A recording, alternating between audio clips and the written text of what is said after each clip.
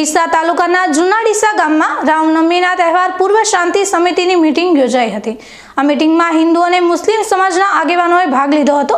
Deesa rural PSI Prakashbhai ધોકડિયાએ તહેવાર દરમિયાન ગામમાં શાંતિ અને ભાઈચારો જાળવવા માટે અપીલ કરી હતી।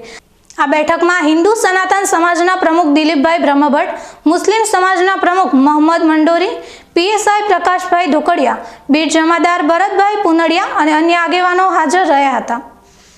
ગામની કોમી એકતા જળવાઈ રહે તે માટે આ મીટિંગનું આયોજન કરવામાં આવ્યું હતું। મીટિંગમાં હાઈવેના ટ્રાફિક અંગે પણ ચર્ચા કરવામાં આવી હતી। આગેવાનોએ હાઈવે પરના ટ્રાફિકની સમસ્યા વિશે રજૂઆત કરી હતી, જેના પર પોલીસે ટ્રાફિક સમસ્યાનું નિરાકરણ લાવવાની ખાતરી આપી હતી। આ ઉત્પ્રતના ગામમાં શાંતિ અને ભાઈચારો જળવાઈ રહે, રામનવમીના તહેવારની શાંતિપૂર્ણ ઉજવણી થાય તેના વિશે પણ ચર્ચા કરવામાં આવી હતી। આ બેઠકમાં હિન્દુ અને મુસ્લિમ સમાજના આગેવાનોએ સાથે મળીને ગામમાં શાંતિ અને ભાઈચારો જાળવવા માટે સંકલ્પ કર્યો હતો।